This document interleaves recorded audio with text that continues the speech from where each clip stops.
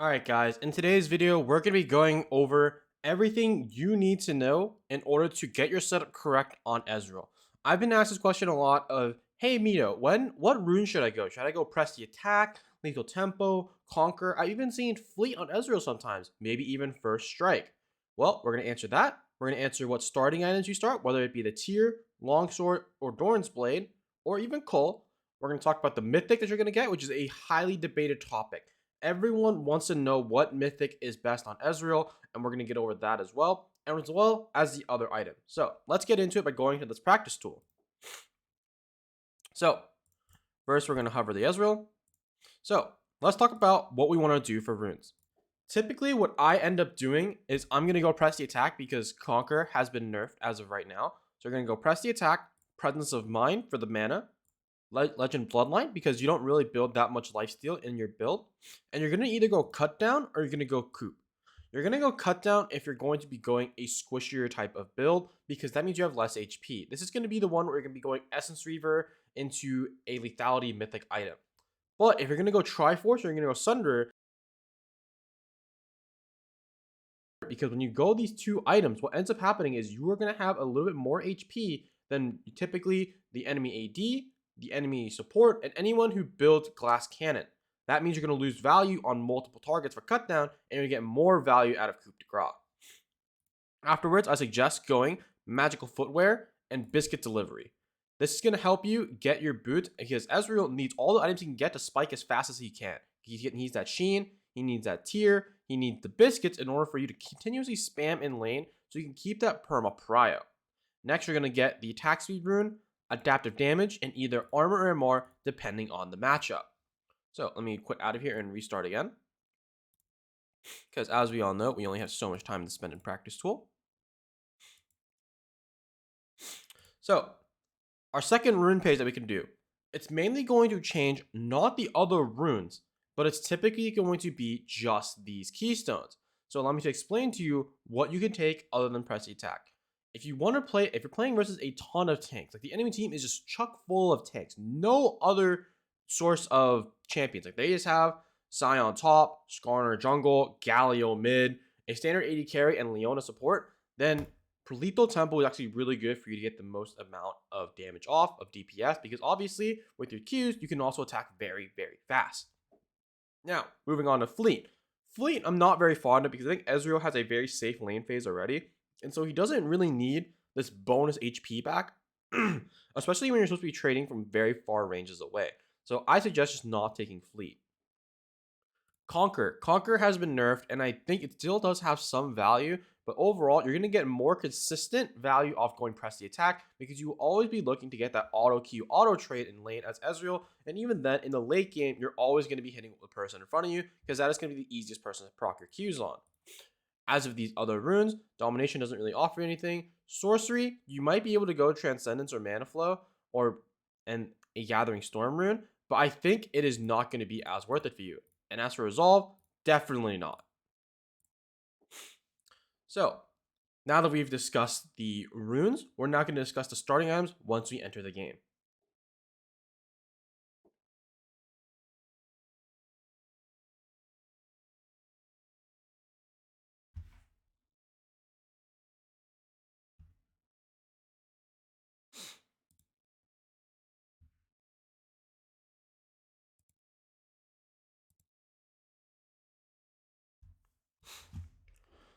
All right. So, let's talk about the three starting items that you can go on Ezreal. It's going to be one of these three, right? You're either going to go Longsword, Tier, or Longsword in 3 pots. Or Doran's Blade, sorry. Here's what my idea is.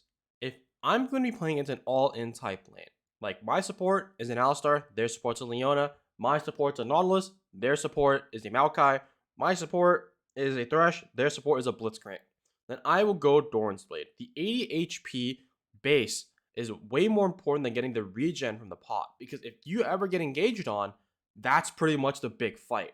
You're not looking for these trades, you're looking for all-in type lane phases. So that's when 3 pots do not outweigh the value of just flat 80 HP. Moving on to Tier of the Goddess. tier to 2 pot start. This is only viable, and it's going to be in the same category as Cull with the pot start. It is only viable when you are playing against a lane that plans on doing absolutely nothing. Lanes like this will include Ezreal Sona against maybe Jinx Yumi.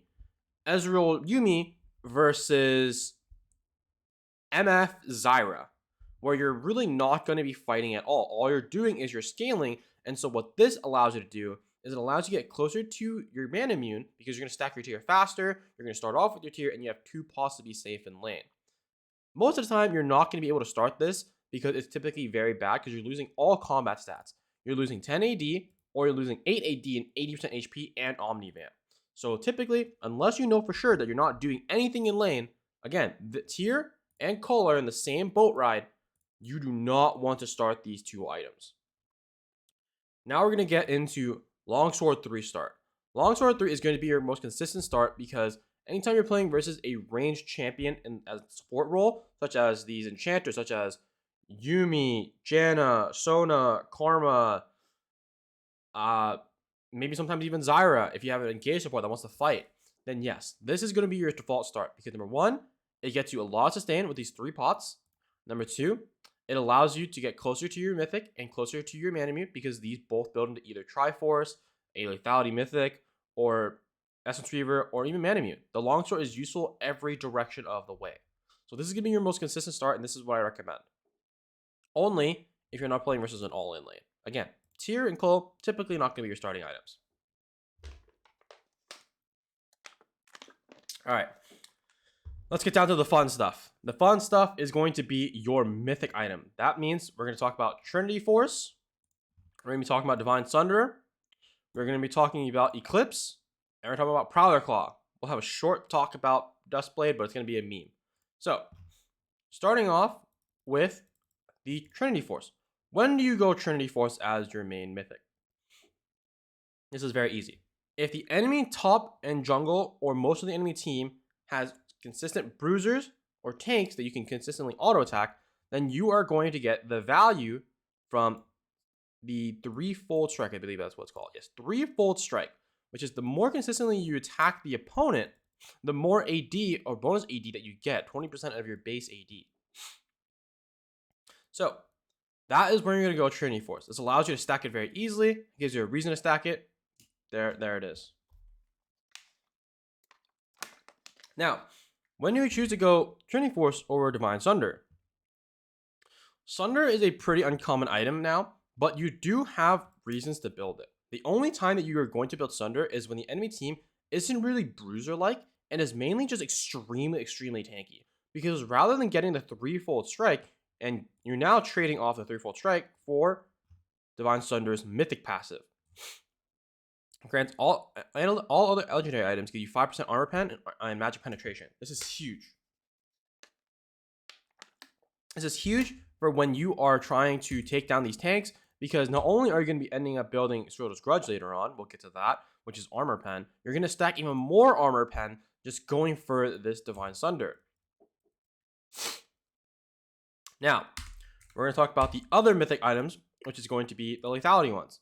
We're going to get rid of Duskblade first and foremost. Duskblade, very bad item. You do not need the ability haste. At full build, Ezreal typically has around 100 plus ability haste, which is more than enough cooldown for you to continuously spam Q. So you don't really need it. Prowler Claw. Prowler Claw is very good when you're versus a bunch of squishies. These are champions that like you literally cannot auto attack. It's literally just based on your Q to try to deal all the damage you can. So it's going to be something like an ADC top lane, someone very squishy. Let's go Kindra jungle. Mid lane, a control mage or someone squishy as well. And bot lane, it's going to be, let's say, Jinx Sona. Something very squishy all around the enemy team comp. When they don't build any armor at all, because the entire enemy team is glass cannon, then Prowler Claw has a ton value because lethality is very strong against people who don't build armor, right? But let's say it's a mix. Let's say their top laner is a tank, but everyone else is squishy. Or maybe they have a bruiser in the jungle as well, and you don't want to go Triforce. That's fine. That's when you go Eclipse. Eclipse gets you that Omnivamp, the lethality for the early game for you to spike fast, and it gets you armor penetration. It's like a little bit of Divine Sunder, but just a little bit less value. So that is when you're going to build the Eclipse. Now, if I go fill up my inventory, what typically ends up happening is when we go full build, it's going to look a little bit something like this. So obviously, you're going to start off having a mana rune, and let's say typically what's going to happen is over 80% of your games, you're going to be going Trinity Force. Over 80%, because it's always going to be a game that has at least 1 or 2 tanks or 1 or 2 bruisers. Next, you're going to want boots. I need to speed up the game for 10 minutes so I can get boots. Please hold. There's the boots. Okay, so it's been 10 minutes. So now I need boots. So typically you're going to be going Ioni Boots with Lucidity because, well, it's free cooldown. It gives you ability haste. It's very, very good for your kit. If you're against a heavy AD team, obviously go Tabbies. A heavy AP team, Merc Jets. So after this, what is going to be your other items? Well, from here is now up to you to explore around. What I typically end up doing is when you have these 2 items that are very good at raw like damage, I don't really think I need any more immediate damage. Instead, Ezreal is very strong because this gets you free AD. This is a very strong item once it spikes at full stacks. And so I typically start building very tanky. You've probably seen this build before. I go Frozen Heart for against the armor champs, and I have the HP from Trinity Force to help back up the stats. And then I go Maw Malmortius. At this point, I'm tanky versus armor and Amar, and I'm pretty much a tank that has a ton of damage, and look how tanky I am once I level up. Let's go to about level 14. Look how tanky I am. 2k HP, and these stats are going to go dummy on me. So, you're probably wondering, why don't I go Death's Dance over Frozen Heart? Well, here's the thing. Death's Dance for range has lost over 20% of its value if you're not a melee champion. Another reason is, when you go Frozen Heart, not only are you getting more armor than you are from Death's Dance, you're also getting mana, which gives you more damage on your mana immune because it bases off your base mana and lets you shoot more Qs. It also has 20 ability haste compared to 15. And when you're playing AD carry, what you're typically going to be dying to is dive-like champs. So when these champs try to dive onto you, and they're typically going to be assassins, or maybe a Jax, or an Aurelia, they're attack speed based. So having this item slows them down by a lot. And lastly, you're going to finish off with another damage item. Typically, what that means is you're going to be going Serilda's Grudge, because Serilda's Grudge gives you a ton of ability haste, a ton of armor pen, and you want that bitter cold passive, or that active, because you want that slow on your Q. 30% for 1 second. Dude, when you're like this high level, all your abilities are pretty much that short anyways. Like, that's 2 seconds. This is a 2-second CD. So I Q them once, and what ends up happening is, let me show you guys what happens if I spawn a dummy. Again, I don't have auto refresh cooldown on. Look at this. By the time that the slow is just barely wearing off, if it does at all, my Q is up again, and I can consistently just pelt him with Qs. And don't forget, you can still be moving, so it's just constant damage. Constant damage. Alright, let's talk about the other build to end this off. So the other build that's going to happen is, instead of your Trinity Force, this is going to be your 2 core arms that you're going to be building pretty much every game. Man Immune and Tier 2 boots. Let's talk about the lethality ones. You might go Prowler Claw, but when you go these lethality items, what ends up happening is you're going to be going Sheen. Your Sheen is going to be, or not Sheen, your Essence Reaver is going to be your second item. You build your Essence Reaver, you build these 2 items or these 3 items first before you build into your Mythic. Because these 2 spike so hard, and Ezreal needs a tier item, not a tier, a Sheen item. A Sheen item makes Ezreal super strong. So after this, you don't really have the HP to back up these defensive stats like you did before, right? So typically, again, we're going to be building a little bit more damage heavy because we're trying to be Glass Cannon and shoot down everyone who's squishy on the enemy team, because that's when we build these items. So we're going to go for a Solo Scudge again. And at this point, you can either go a GA to be defensive, you can go a Bork to hit anyone and hit consistently auto, or you can actually opt to get a Maw Malmortius against MR, or you can build the Frozen Heart against armor. Typically, this means you can only build one rather than both, so make sure you choose your choice wisely. A tip that I recommend when you are doing this actually is, instead of going Frozen Heart, if you're trying to defend against both, you can instead have your Tabbies, which is a lot of base A armor, and it allows you to block incoming attacks by 12%. And you have basically enough armor to sustain you, and then you can get Maw. It's not a frozen heart by any means, but it is tanky enough for you to get enough value and not spend as much gold in order for you to get both the stats. And now you're just as strong. Again, this build is only good when you are versus a bunch of squishy champions where they have no tanks. If they have slightly any tanks at all, then instead of the Prowlers, just go for the Eclipse, and you're pretty much done with that. So, let's recap on the Mythic. When do we go Divine Sunderer? When the enemy team is extremely tanky, like 3-4 tanks. When do we go Trinity Force? When the enemy team is healthy mixed. It's going to have 1-2 tanks or bruisers, and the rest of them are going to be control mages, enchanter support, standard 88. When do we go Prowler Claw? When the enemy team is completely raw, just damage, very squish. When do we go Eclipse? Eclipse is the middle child between Prowler Claw and the Trinity Force. You can figure that out when you want to build that. Typically, this is going to happen whenever you have against one tank or one bruiser that you want to hit. And so you want to just make sure you're shredding through them as fast as possible. This is going to be the Ezreal guide on how to get the perfect setup every single game. Thank you guys for watching. I hope you learned something today.